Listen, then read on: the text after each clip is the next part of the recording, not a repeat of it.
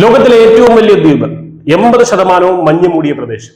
ആർക്കും വേണ്ടാത്ത ഒരു മഞ്ഞ് പാളിയാണെന്ന് കരുതിയെങ്കിൽ നിങ്ങൾക്ക് തെറ്റി. ഇന്ന് ലോകം ഉറ്റുനോക്കുന്ന ഏറ്റവും വലിയ യുദ്ധക്കളമായി ഗ്രീൻലാൻഡ് മാറുകയാണ്. അമേരിക്കൻ പ്രസിഡന്റ് ഡൊണാൾഡ് ട്രംപ് ഗ്രീൻലാൻഡിൽ കാല് കുത്തിയാൽ സംഭവിക്കാൻ പോകുന്നത് ഒന്നുകിൽ ഒരു മൂന്നാം ലോകമഹായുദ്ധത്തിന്റെ തുടക്കം, അല്ലെങ്കിൽ പതിറ്റാണ്ടുകളായി നിലനിൽക്കുന്ന നാറ്റോ എന്ന സൈനിക സഖ്യത്തിന്റെ അന്ത്യം. എന്താണ് ഗ്രീൻലാൻഡിനെ ചൊല്ലി ലോകശക്തികൾ തമ്മിൽ ഉടക്കുന്നതിന് കാരണം? നോക്കാം. ഗ്രീൻലാൻഡ് ഡെൻമാർക്കിന്റെ കീഴിലുള്ള ഒരു സ്വയംഭരണ പ്രദേശമാണ്. വർഷത്തിൽ 2 മാസം മാത്രം സൂര്യപ്രകാശം ലഭിക്കുന്ന ഈ മഞ്ഞു ദ്വീപിനുമേൽ ട്രംപ് കണ്ണുവെക്കാൻ തുടങ്ങിയിട്ട് കാലമേറെയായി. ആദ്യം പണം കൊടുത്ത് വാങ്ങാൻ ശ്രമിച്ചു, നടന്നില്ല. ഇപ്പോഴിതാ ഭീഷണിയുമായി ട്രംപ് വീണ്ടും രംഗത്തെത്തിയിരിക്കുന്നു. മെക്സിക്കോയും ക്യൂബയും കഴിഞ്ഞ് ട്രംപിന്റെ ഹിറ്റ് ലിസ്റ്റിൽ ഒന്നാമത് കിടക്കുന്നത് ഇപ്പോൾ ഗ്രീൻലാൻഡ് ആണ്. ഇവിടെയാണ് കാര്യങ്ങൾ സങ്കീർണമാകുന്നത്. നാറ്റോയുടെ സ്ഥാപക അംഗങ്ങളിൽ ഒന്നാണ് ഡെൻമാർക്ക്. നാറ്റോയുടെ 5ാം ആർട്ടിക്കിൾ പ്രകാരം ഒരു സഖ്യരാജ്യം ആക്രമിക്കപ്പെട്ടാൽ ബാക്കിയുള്ളവർ ഒന്നടങ്കം അതിനെ പ്രതിരോധിക്കണം.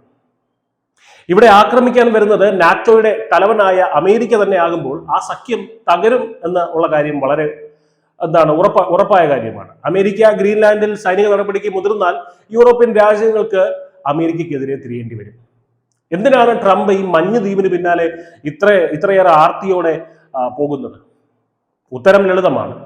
പ്രകൃതി വിഭവങ്ങളും പിന്നെ റഷ്യയും. ഗ്രീൻലാൻഡിൽ അളവറ്റ സ്വർണം, കോപ്പർ, ഡയമണ്ട്, അയൺ, ലിഥിയം തുടങ്ങിയവയുടെ വൻ ശേഖരമുണ്ടെന്ന് 2023 സർവേകൾ പറയുന്നു.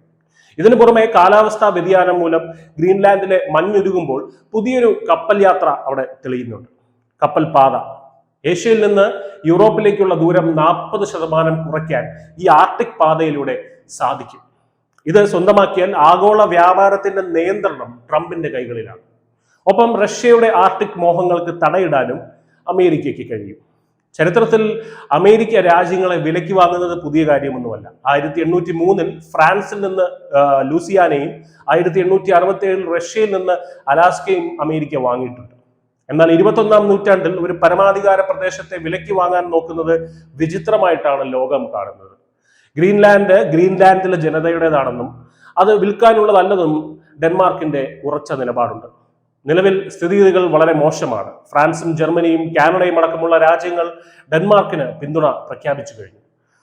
ട്രംപിന്റെ ഏകപക്ഷീയമായിട്ടുള്ള തീരുമാനങ്ങൾ നാറ്റോയെ 2 തട്ടിലാക്കി മാറ്റിയിരിക്കുകയാണ്. ഒരു വശത്ത് അമേരിക്കൻ താല്പര്യങ്ങൾ, മറുവശത്ത് യൂറോപ്യൻ രാജ്യങ്ങളുടെ സുരക്ഷയും നിലനിൽപ്പും. ഗ്രീൻലാൻഡ് വിഷയത്തിൽ ഒരു വിട്ടുവീഴ്ചയ്ക്കും തയ്യാറല്ല എന്ന് നോർഡിക് രാജ്യങ്ങൾ ആവർത്തിക്കുന്നുമുണ്ട്. ഗ്രീൻലാൻഡിലെ ഹിമപാളികൾക്ക് 2 കിലോമീറ്റർ ഘനമുണ്ട്. അത് ഉരുകിയാൽ സമുദ്രനിരപ്പ് 7 മീറ്റർ വരെ ഉയർന്നേക്കാം. കാലാവസ്ഥാ വ്യതിയാനം ഭൂമിയെ നശിപ്പിക്കുമ്പോൾ ആ മഞ്ഞുരുകി കിട്ടുന്ന വഴികൾക്കും വിഭവങ്ങൾക്കും വേണ്ടി മനുഷ്യൻ മറ്റൊരു മഹായുദ്ധത്തിന് കോപ്പുകൂട്ടുകയാണ്. ട്രംപിന്റെ ഈ നീക്കം നാറ്റോയുടെ തകർച്ചയ്ക്കും ഒരു പുതിയ ലോകക്രമത്തിനും വഴിവെക്കുമോ എന്ന് വരും ദിവസങ്ങളിൽ നമുക്കറിയാം. News desk India Malayalam.